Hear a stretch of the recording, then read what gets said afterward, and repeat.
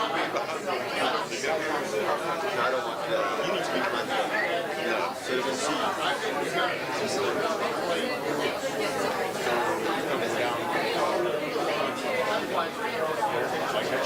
Come down this way and keep myself. When I had my John Boy, I used to go to a restaurant. We go south to like I just haven't brought my boat. Boat ramp from the restaurant is pretty tight. They just built a level where I don't have to go over that bridge. It's a lot bigger, so I have to bring it out. That's how I figure out where they get small. Because they get back.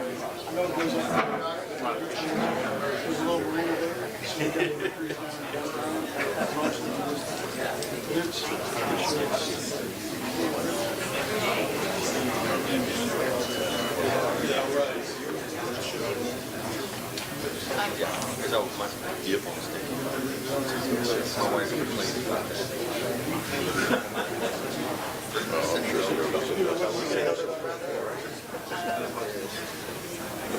Where's the middle? Oh. You sit there. You sit there really long. We catch a lot of them, especially in the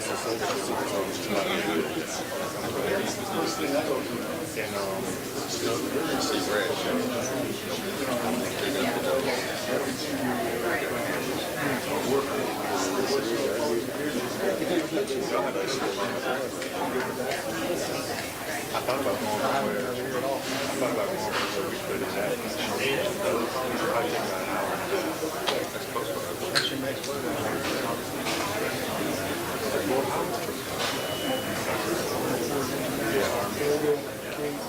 okay.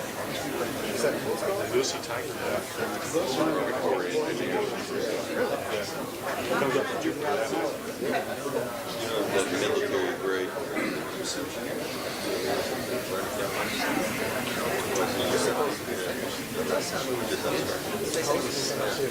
It might not cover those.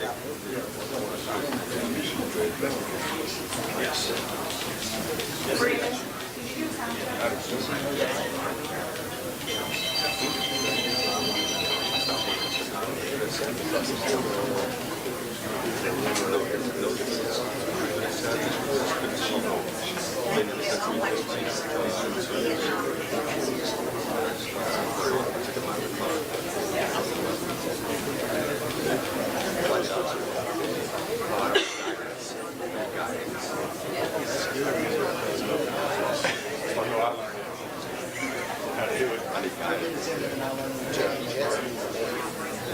Once I get that guidance.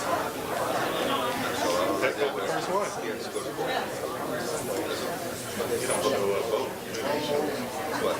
The seafood does make sense. My thing is, they don't have the They have them in 3 different sizes. They don't show Like a full he has that 20.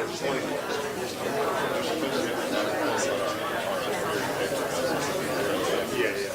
Well, they gave you the little attachments for that. I can't find mine, but yeah, something. I have something. But yeah, you're right. No, what I do is I bring them to the front of the vehicle and I tell them to say their name, say date of birth, how long they've been in the States.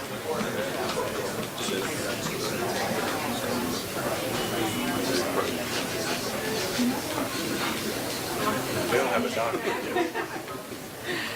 They might.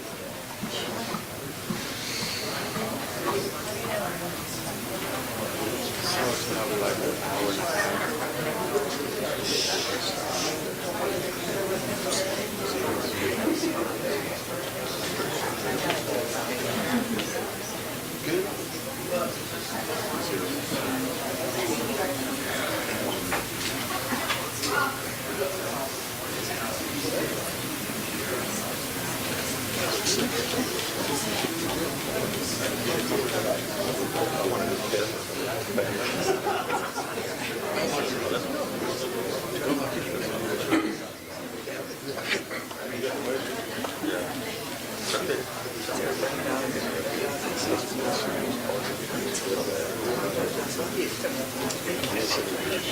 Wait, I got you.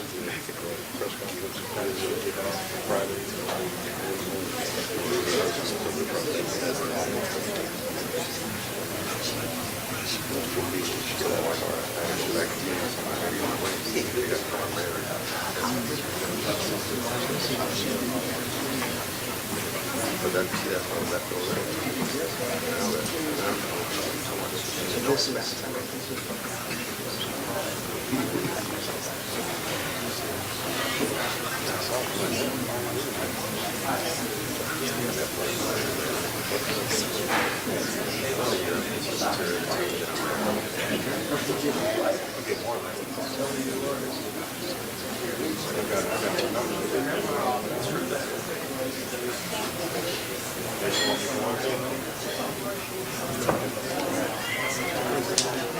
That's all I got for you.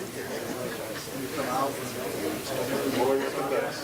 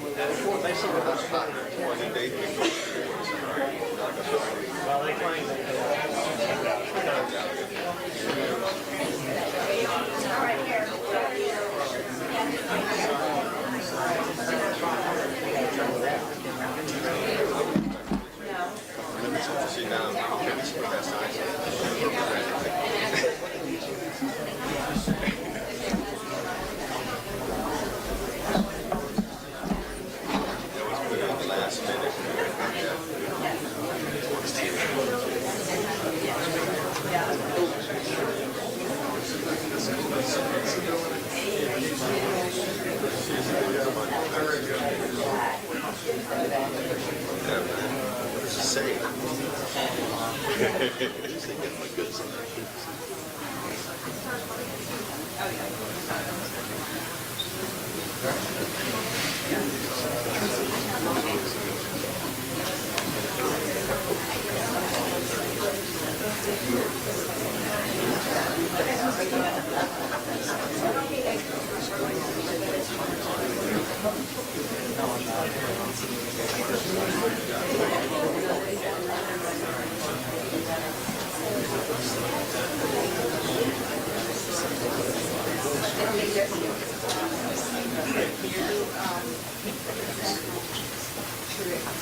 Rep Kendall, you're going to be on the end. You're going to have the first seat right here.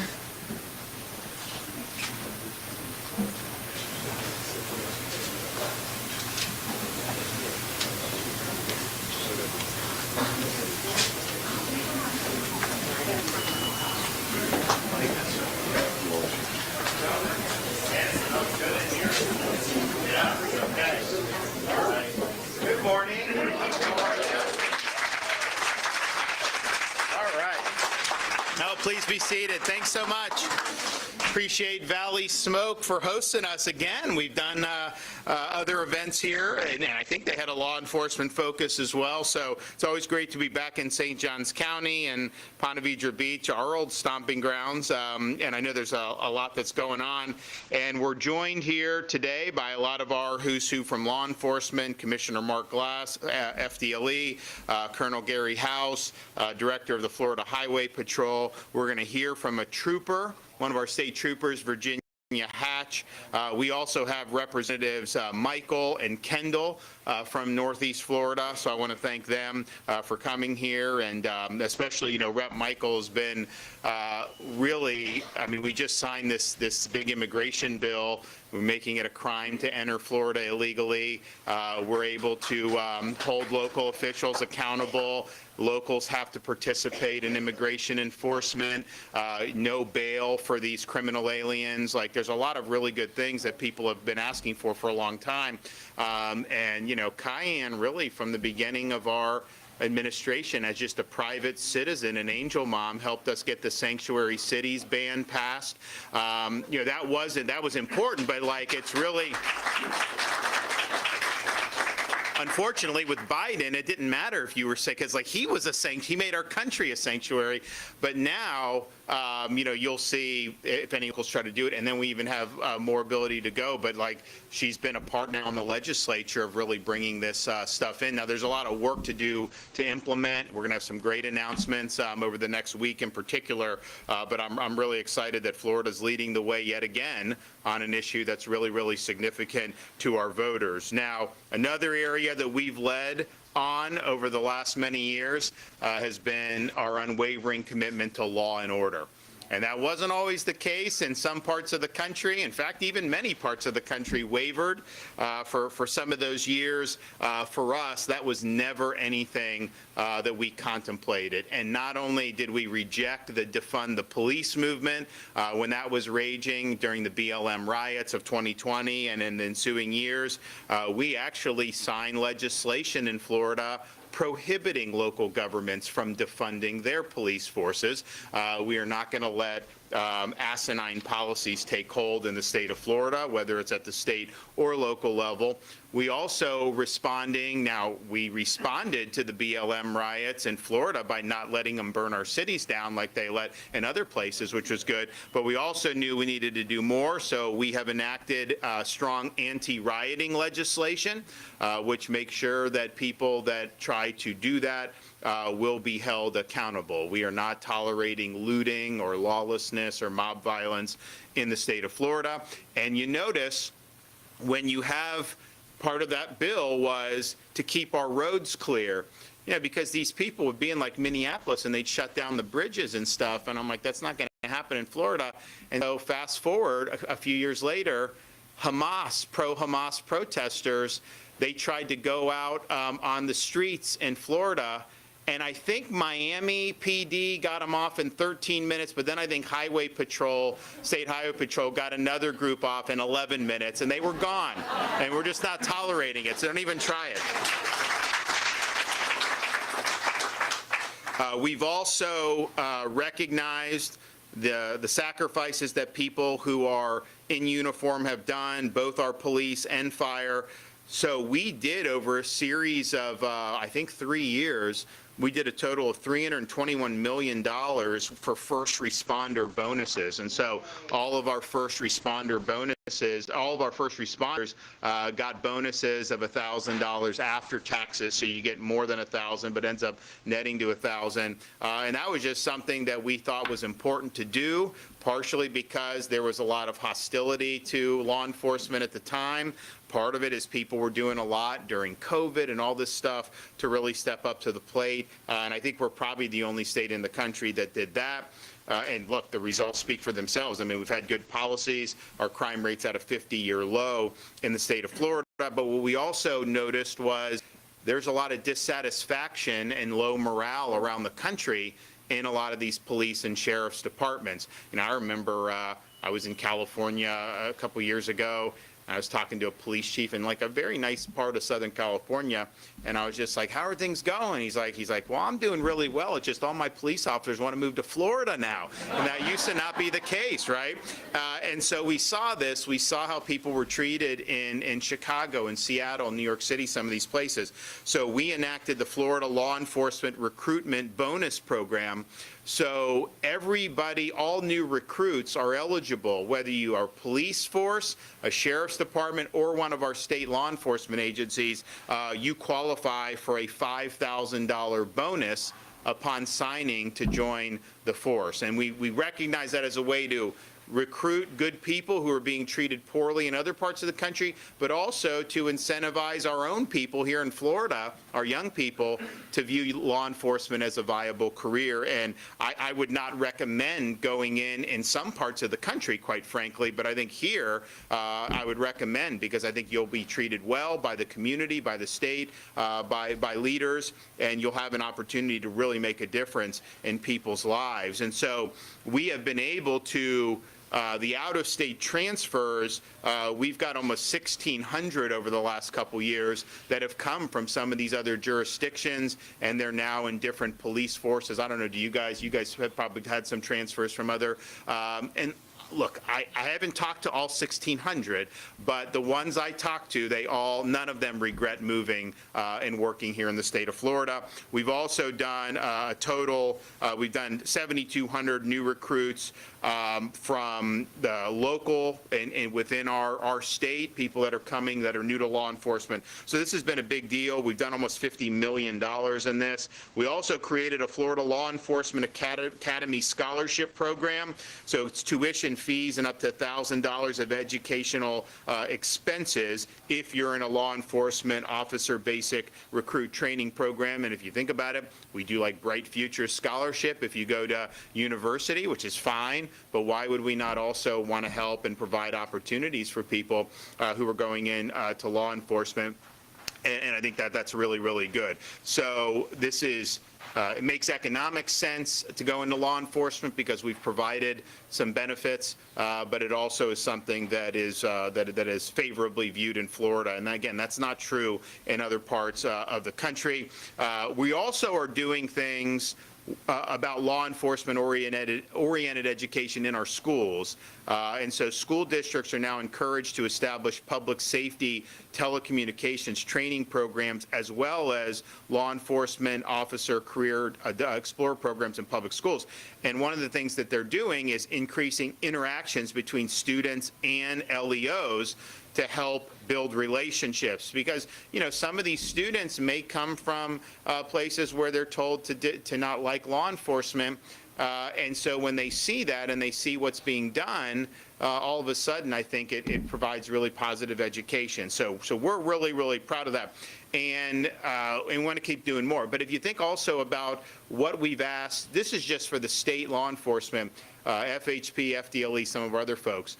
We have been at the tip of the sphere from the time Biden opened the border, we jumped in and we did stuff in Florida, but even helped Texas at the border. Florida was the first state to send people to the border. I had Highway Patrol, FDLE. They were doing a lot of rotations there, massive numbers of people coming in. I mean, they were able to interdict a lot of really, really dangerous people coming across. And some of these people would have made their way to Florida. There's no question about that. They were telling us that they were interested in coming to Florida. And so that Operation Lone Star was something that was really, really significant. You also look at what our state law enforcement have done just more recently. We're in February, coming up in March. Last year, I talked to the mayor of Miami Beach.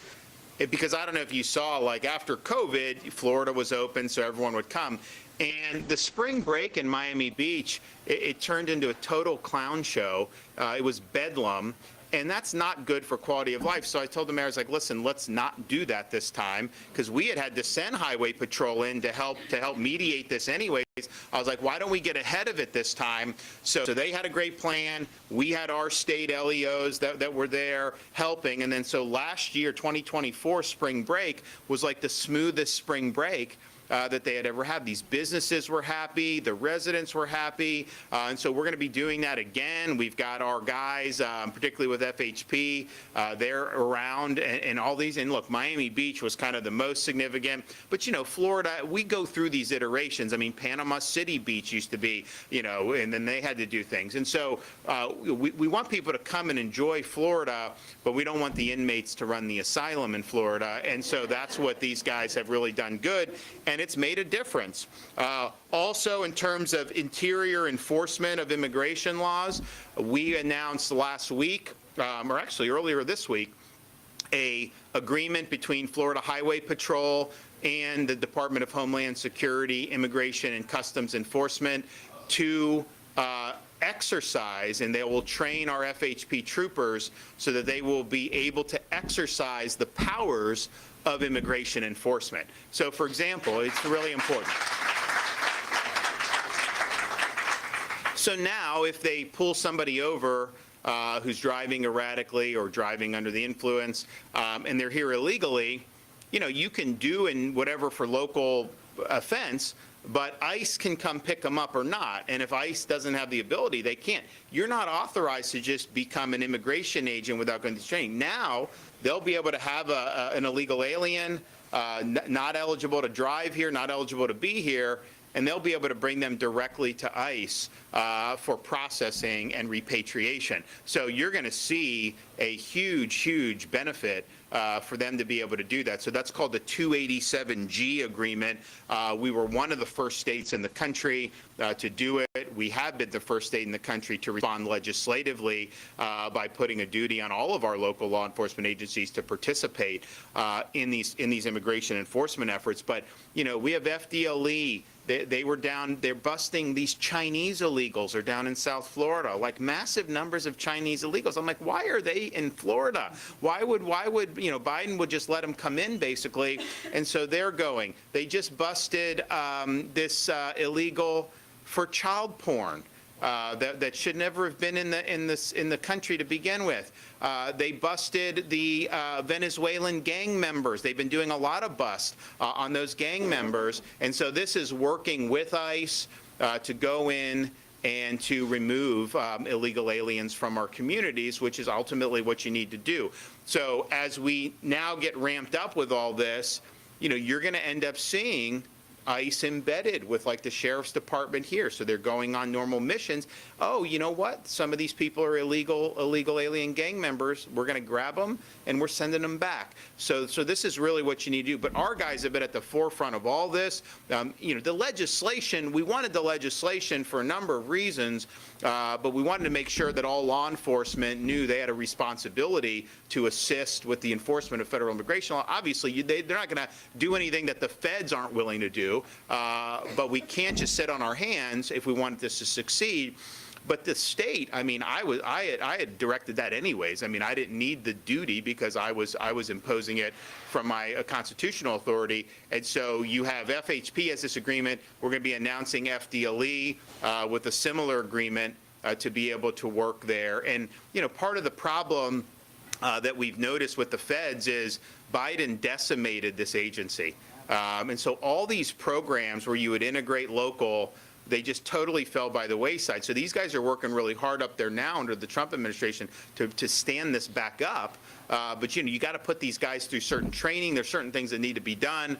So we're ahead of the curve. We're ready, willing, and able to help. As soon as the feds, bring down stuff, we're going to go. And that's why I wanted to do this special session and do it early so that we were ready to roll. But our state folks, we've been involved in this fight for a long time. Yes, Biden was not a good partner, but even during Biden, we had our guys out on the water in South Florida. You remember a year ago, Haiti had a lot of problems. They always have some problems, but they had a lot of people thought you're going to see a massive influx of people arriving in South Florida from Haiti by boat, and they were like, there was a lot of kind of fear-mongering about that. Well, we did Operation Vigilant Sentry. I did an executive order. We put vessels down. We have great radar. We've interdicted in the last year and a half almost 18,000 illegals on the sea. That's just the state, not even counting the Coast Guard. And then we turn them over to the Coast Guard. And if you catch them on the sea, the Coast Guard will bring them back. So we've been doing that anyways. And that's even with Biden because Coast Guard is trained to take them back. So this is something that's been really good. So I don't think it gets enough attention what your state law enforcement personnel do because they obviously have core missions, keep the highways safe, certain state crimes with FDLE, but they've done a lot more. And they've been called upon to do a lot more. And so we want to recognize that. First of all, just recognize it publicly, but then also be able to talk about this next year's budget and what we're recommending to the legislature, because I do think it's important. And not that everyone does this for money, because obviously you're not going to be super rich being in law enforcement, but we think it should be something where you can earn adequate income to have a good middle class lifestyle. And we have done stuff with our state law enforcement since I've been governor, and we're happy to have done that. We've also done stuff with corrections, but we need to do more. So I'm pleased to be recommending almost $120 million in pay increases for 4,700 state sworn law enforcement officers, as well as more than 700 of our state firefighters. And so this would mean a 20% pay increase for state entry-level LEOs and a 25% pay increase for veteran sworn LEOs that have been protecting our communities, obviously, already. And then all of our state firefighters will also get a 25% pay increase. So we think these are important vocations. We want to make sure that we're keeping good talent. Now, the reality is if you don't do that, it's not that they don't want to serve, but if they have other opportunities, then you lose them. Heck, you can lose them to the sheriff's department. You can lose them a lot. So we want to make sure that we're doing our part in the state. And I think it's something that I think most Floridians support. This is not terribly a large amount of money in the context of the overall budget. It's a small fraction, but I think it'll be very, very meaningful, and it will ensure that the good work that has been done will be able to continue. So we are proud to recommend this. I know the legislature will come in March and start working on policies and working on budget, but this will be meaningful. And we're happy to be here to endorse this and also to be able to bring some people up to be able to talk more about it. So I am going to introduce right now our FDLE Commissioner, Mark Glass.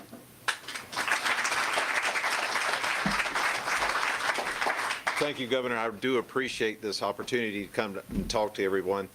Governor, my father, I'm a son of a trooper. I'm a trooper, my son's a trooper, and public services has been in our family for years. I've talked to my father, and no one, and we've been around a lot of governors and a lot of leadership, no one has ever done more for law enforcement than our governor right now, Ron DeSantis.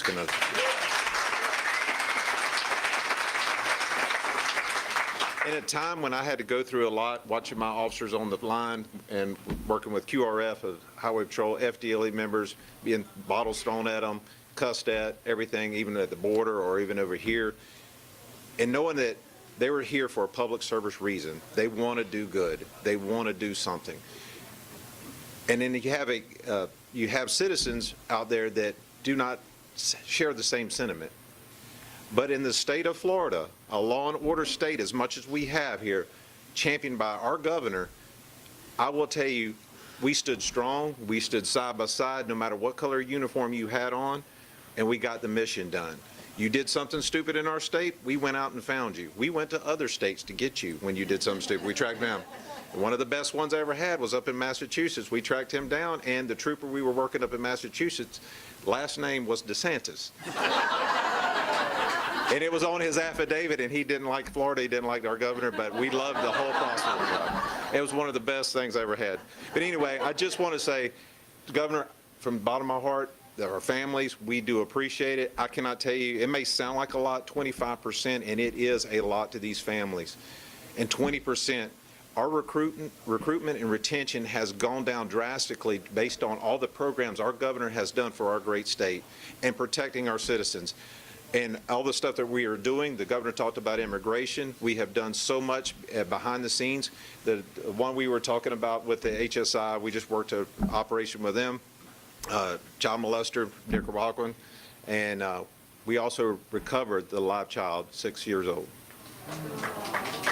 So we are working in these type of atmospheres all the time, and we are out hunting, and we're out looking for those people who are child molesters, sex predators, that are and career criminals that are breaking in and doing stuff, these gangs, these TDA gangs. We are going after you, and make no mistake, we will find you and get you. But Governor, I just want to say again, you have been an inspiration for this great state, and thank you for everything that you do for us, sir.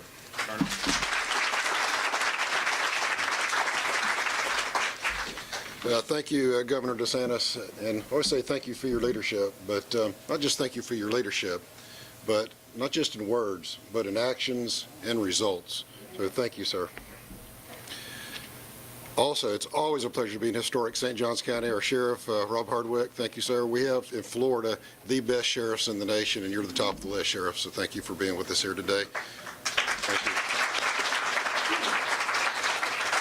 Florida is a law and order state, as Director Glass, or as Commissioner Glass said, and your state officers, your state law enforcement officers, your deputy sheriffs, your city police officers, all of your first responders feel blessed that they are serving in the free state of Florida. So thank you. It's initiatives like this that make that feeling where we know that our chief executive officer has our back. And that's a big deal to a police officer, I assure you. Recently, in recent years, the governor has signed many bills in support of law enforcement, but I'm going to talk about two of them in particular. But House Bill 3 in 2022, it supported recruitment efforts. We talked about the bonus program. For the highway patrol, for your highway patrol, that was a big deal for us. We were able to capture quality law enforcement officers from other states that were not supported, like the governor said, to come here in Florida. I've talked to our sheriffs, our police chiefs, all of us have benefited from that program. So thank you, Governor, for that initiative. Thank you for our legislatures for making that happen. Also, recently, here in 2024, Senate Bill 184, the HALO bill, which prohibits people from approaching police officers and harassing them while they're trying to do their job and protect all of us good citizens. So thank you for that. That's just two examples, but for the 5th year in a row, the governor has included in his recommended budget increases for law enforcement in Florida. Thank you. Also want to thank you and also our First Lady, Casey DeSantis, for your staunch support of law enforcement in Florida.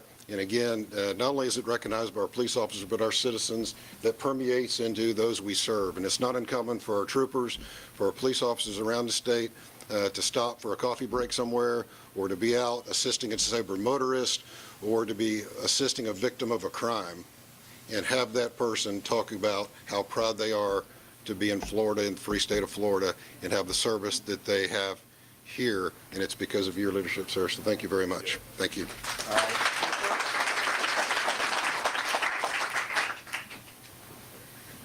First, let me apologize for my nervousness. The majority of my public speaking is roadside with just a couple people. So most people know me as Virginia. A few select counties know me as Trooper Hatch, and a couple little people know me as Mom or Bro. I'm honored to wear this uniform. Becoming a trooper is one of the greatest accomplishments of my life. My kids are so proud of me. I put my life out there every day, and they're very proud. I'm excited to share with you that my daughter is actually in law enforcement now. She accepted her role as, it's not a trooper, but she's going to be a detainee assistant at the county jail where we are, and all while she's going back to school to pursue other things as well. As a single mother of 2, the additional funds will improve the quality of life, and the pay increase will allow me to better support my family. This proposal also shows that me and my fellow first responders are valued, and I just want to say thank you for allowing me to come and speak today. I appreciate it. Thank you.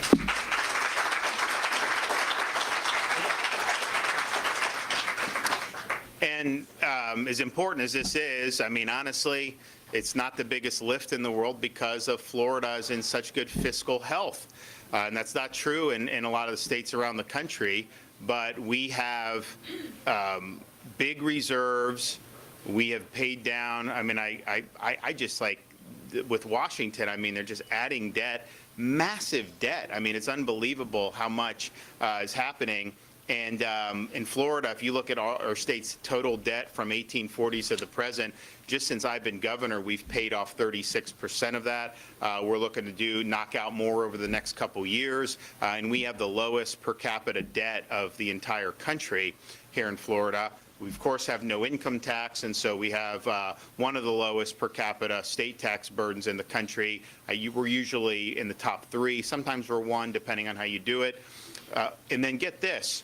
You look at what's going on in Washington. There's a lot of nonsense that's being exposed, which honestly, I think we've known this has been going on. Congress just never did anything about it. But you have Musk in there working on some of this stuff with this DOGE. Well, Florida, we have the lowest number of state workers per capita in the entire country. So that's like the smallest government per capita in the entire country. And if you look, compare us, so California has the most people, then Texas, then us. And then New York used to have more people than us. Now they've got several million less.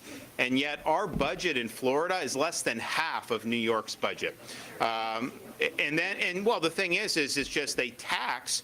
And then they charge tolls, unbelievable tolls around New York City. Now they have this congestion pricing, which is gouging people too. So you have all this money going in there. They're spending it. But then what are the results? When people from New York move here, they tell me our roads are better. They tell me that it's easier to get a driver's license. They tell me the schools are nicer. So, and obviously we perform better on that. And so, where is all this money going? So it just shows you, if you give government an inch, they will take a mile. And you have an ability to make sure that you have a very lean, mean fighting machine. And I think that's what we've done in Florida. And I think that's part of the reason why we've had success, because people can look at the state and say, yes, no income tax, all this stuff, but there will never even be a need for one, even if someone wanted to try to do it, which obviously I would block, but because we're solvent. Some of these other states, they're going to try to tax their way out of the mess they've created. It's not going to work, but it will impose a lot of different burdens on people. So we're excited about it. Now, inflation, the last 3 or 4 months is accelerating again. And this is going to be a big problem if Congress doesn't reduce the amount of money it's spending.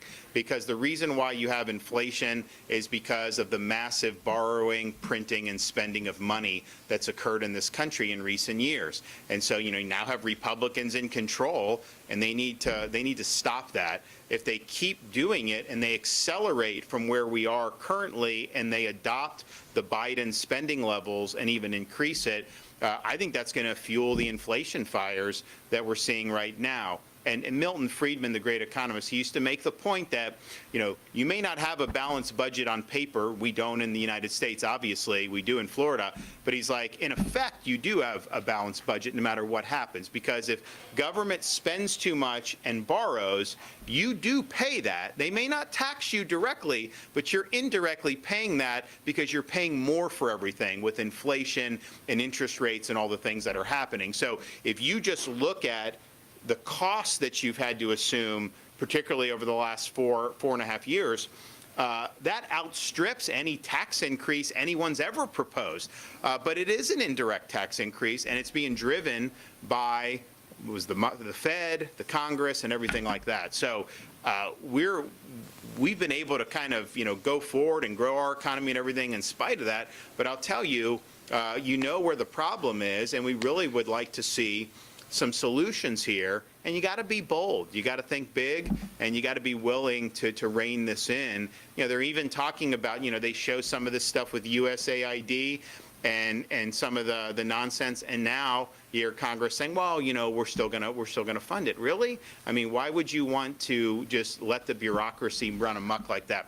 So we'll see. We'll see what happens. But that's I think if they took a page out of Florida's playbook, I think they would be able to get our federal finances in much better shape. Okay, do we got any questions? Yes. Governor, I got a two-parter for you. One was hoping to get your reaction to the passing of Senator Thompson. And two, abortions were down 28% last year. Was curious if that's kind of met the policy goals with the 6-week legislation, and whether we might see some additional action on abortion in this legislative session. Well, Casey and I send our condolences to the senator's family.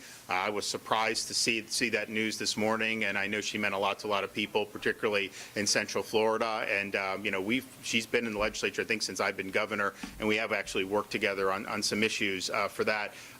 Look, we've been able to save lives, and people. That matters to a lot of people. It may not matter to everyone right now, but it matters to me. And we were able to do something that's made a difference in young people's lives, as we'll see as they grow up and have a chance to live the American dream. So clearly, if you believe in a culture of life, that's a positive indication for sure. Yes. Governor, I want to tell you a quick story and a question. I went to got a speeding ticket a couple of years ago. One of them court. While I was there, we had to wait 30 minutes for an interpreter to come into court because 25 out of 30 people could not speak English. So I had to let them go in front of us. So what I want to know is how are people who can't speak English getting driver's licenses? Well, so we do not allow driver's licenses for illegal aliens, period. Not only do we not allow driver's licenses for illegals, we don't recognize other states who issue driver's licenses. So if California issues it here, that is not recognized in the state of Florida. And not only that, you had local governments that were trying to issue photo ID. Maybe not would have been driver's license.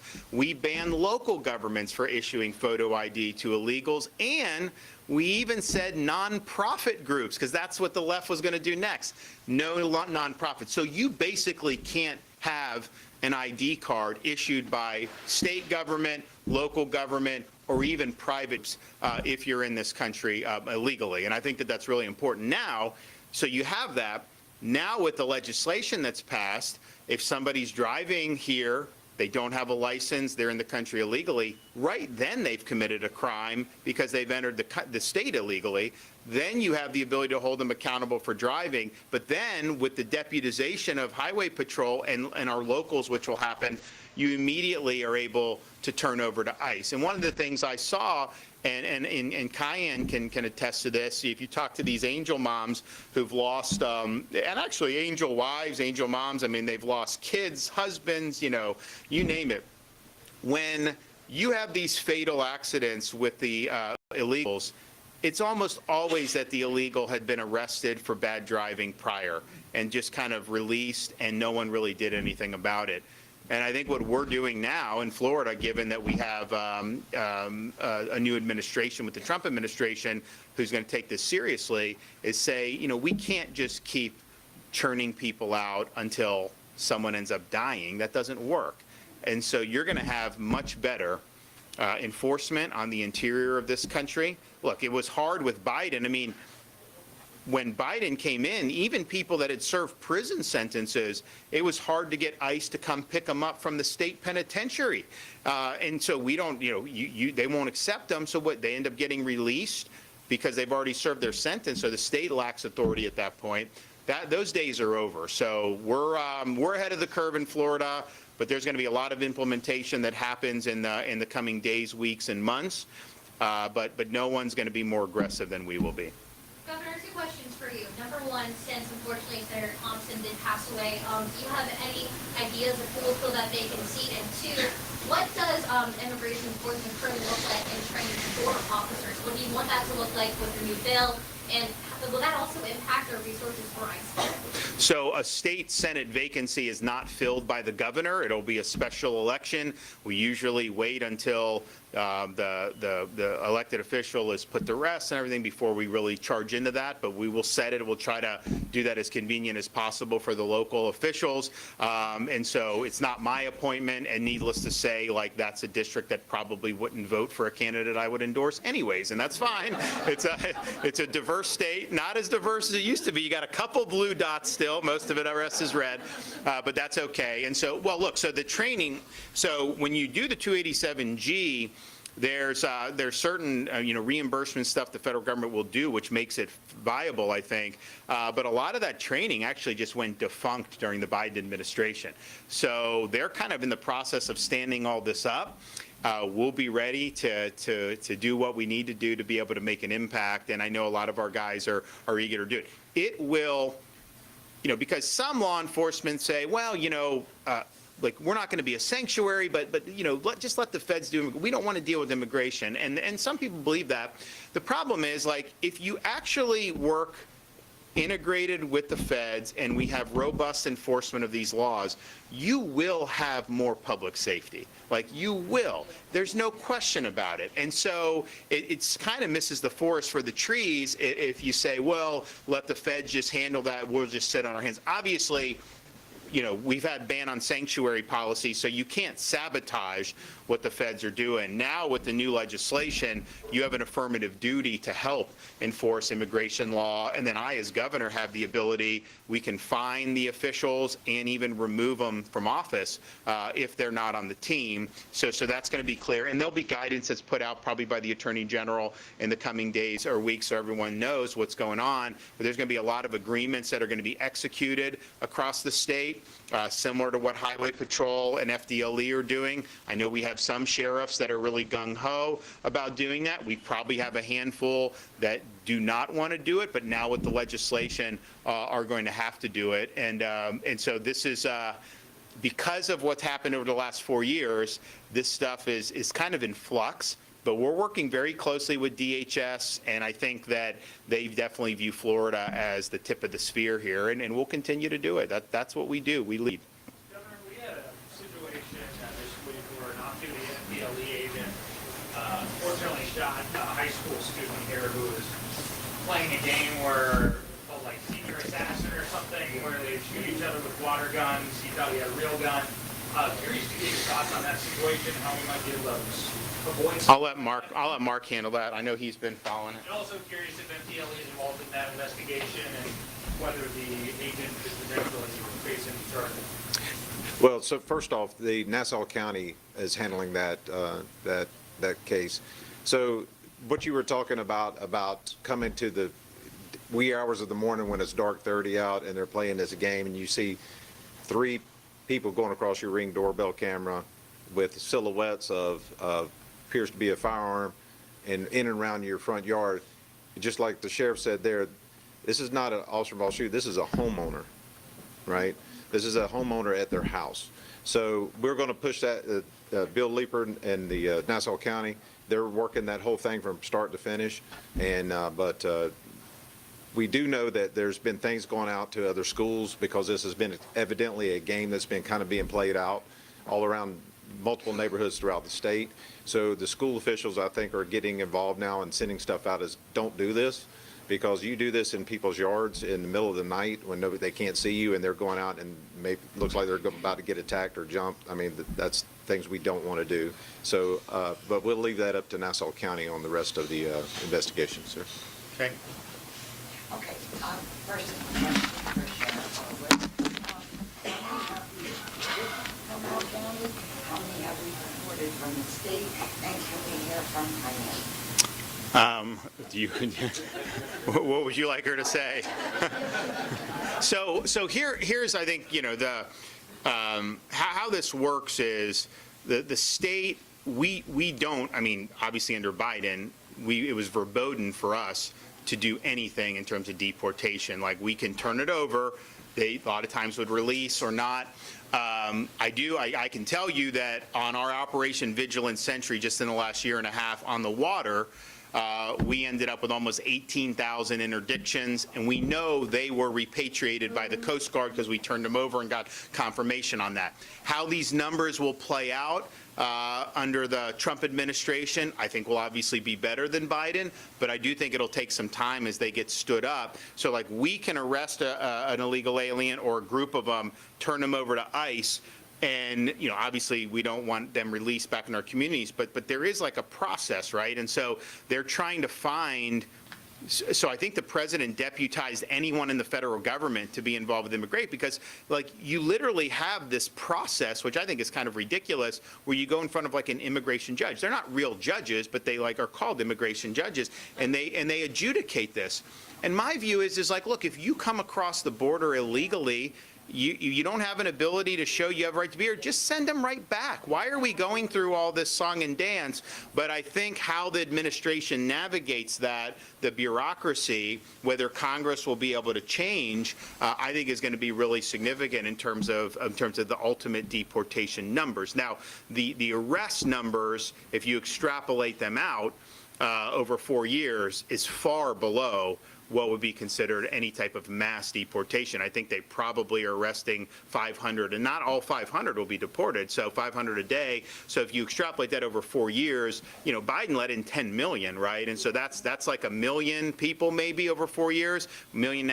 So that's why they'll ramp up and they'll do better federally, but that's why what Florida did so important, and other states have to do it, because there's just not going to be enough resources to be able to really make a dent unless you have state and local that are participating in this. And it could be as simple as, having one ICE agent go on different missions where you have a lot of bad guys and you have some gang members. Well, if they're here illegally, get them out of our communities. Like, let's make this happen. So there's going to be an integrated response now that wasn't the case under Biden, and Biden didn't even really want to do any of this anyways. So that's the good news. But the numbers, I think, will take some time because it's going to be dependent on the feds, on the kind of the bureaucratic backside. Once you have illegals in custody, how do you process them out? We will we'll also help with that if they want. If they want some of our guys to help on immigration adjudication for like these immigration judges, we're willing to help with that too. And we're kind of figuring out where we could be most effective, particularly at the state level, on this. I mean, clearly you have street level enforcement that has to happen, that will now happen because of the legislation we passed. But then you also have this question of, okay, once they're in custody, what room does ICE have? How are they going to be putting people in Gitmo? I think Gitmo is a great spot because, you have some liberal judge that blocked sending the illegals from Venezuela to Gitmo. And I'm thinking to myself, you have a right to not be sent to different parts of the United States if you're not even legally in our country to begin with? I mean, Gitmo is U.S. territory. It's not like it's like, so doing that, I think, would be, and I think they can do 30, 40,000. So at a minimum, the gang members and some of those, I think they should go right down there. And then if the countries will take them back, you send them back, but some of the countries may not be willing to take them back. And that's the conundrum. How do you do that if they're not doing? And I think the Gitmo is a really good solution, because what you can't do is you have particularly criminal aliens and, you have like Bolivia won't take them back. So what? You just release them in our country? You cannot release. No catch and release. So I think, but there's going to be a lot of stuff that happens as a result. Governor, right here near the Jacksonville area, for local residents who are watching and seeing these new law enforcement and immigration policies being implemented, what is that going to look like for them at the local level as they see these things play out, especially with how much the city is growing? Well, I think it's going to mean the city's going to be safer.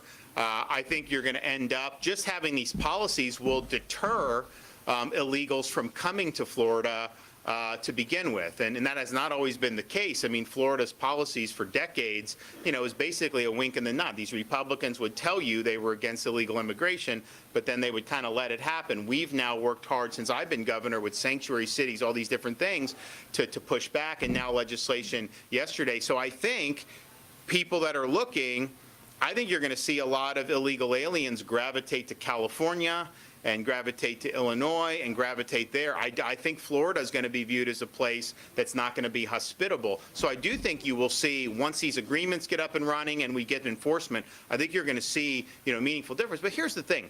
There's some people, honestly, there was a debate yesterday in the legislature. These Democrats, it's like, first of all, I am totally fine with them lighting themselves on fire. Far be it from me to offer any advice to them.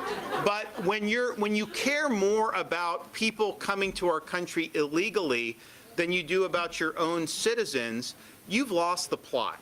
And you even had one representative, because one part of the bill yesterday, the legislature reversed a policy that had been implemented in 2014 before I was governor that gave illegal aliens in-state tuition rates for the state of Florida. I don't think you should be admitted to college in Florida if you're here illegally, but to give in-state tuition was just a slap in the face of taxpayers. So they rolled that back, which was right. And then you had these Democrats saying that this was somehow the worst thing in the world. And one of them even said, the illegal students, that's going to be the leaders of the future, including the President of the United States. And I'm thinking to myself, really?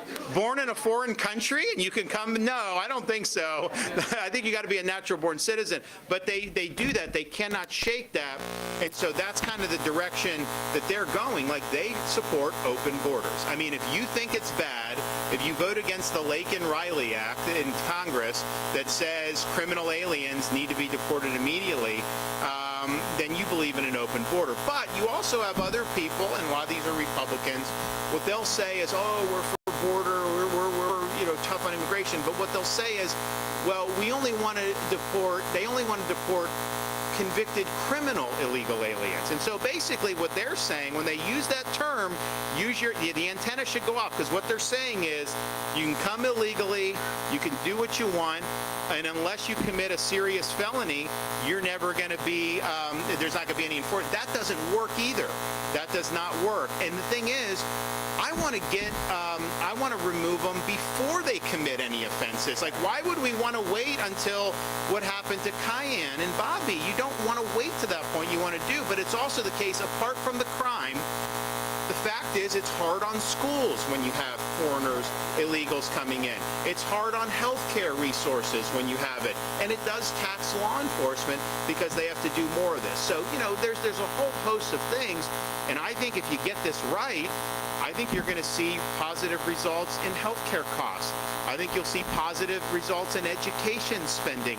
The Supreme Court, states initially said decades ago, if you're here illegally, you don't have a right to be in school at taxpayer expense. And the Supreme Court, it was 5-4 decision, they said somehow the Constitution mandates that taxpayers fund education for people in the country illegally. And that was a bad decision. Maybe they'll reverse that or reevaluate it, but as of now, we're stuck with it. And so you have that, and it creates a lot of costs on this. So it's tough. Yes.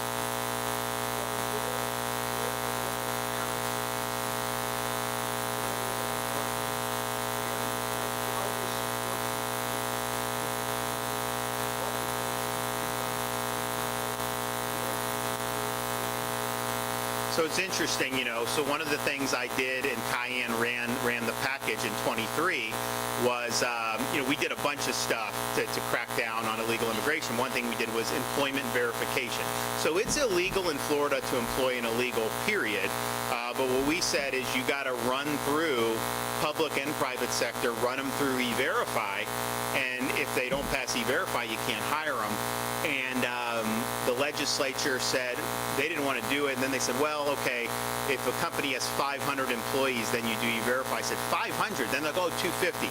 So we got it down to 25 employees or more, you have to do E-Verify. But, some of the people in the legislature, like even one of the Democrats is pointing out, why don't we just say all hires? And I'm for that. I think we should do that. All hires should be given E-Verify. And then there was also criticism saying, oh, well, the state could have been more aggressive at enforcing E-Verify. The problem is the legislature hasn't funded it. And so we've had to kind of, do whatever we can.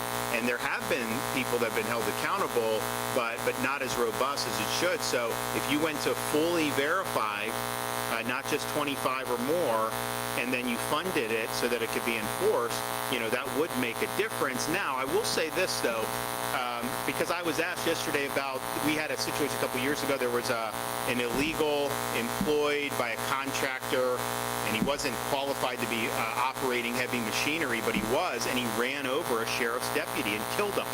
And so, the illegal has been charged by the state attorney down there in Tampa Bay area, I think Pinellas County, and I still don't think he's gone to trial, which is ridiculous with how slow this stuff moves. But so he'll end up getting, convicted most likely and have a serious sentence. But then we went after the contractor. I said, wait a minute, you hired, an illegal. Well, it turns out the illegal passed E-Verify, because there are these fraud rings, interstate fraud rings that create fake IDs, fake Social Security numbers. So they're real Social Security numbers, but they're able to give it to an identity. So there's a whole cottage industry of that. So I think would be helpful, and I think that you're going to see probably the Justice Department want to do this under President Trump. I think it would be very helpful to utilize federal law enforcement resources to bust up those rings, because that is really the lifeblood. So and it's not a business's fault. I mean, if someone has bona fide documents and they pass it, I can't blame the business at that point. I can blame the business if they hire someone without checking. So you have that, and I think it's a big problem. So hopefully they'll be able to disrupt some of that. But E-Verify is only going to be good as the information that you're getting. And if you're actually getting valid information, then the E-Verify system is not going to stop that. And it's going to be very, very difficult. One more, and I got to run.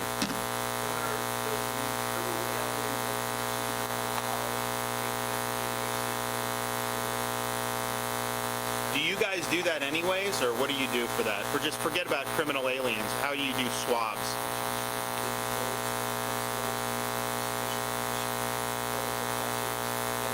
But that's for anybody, yeah. So, do you do DNA? You don't?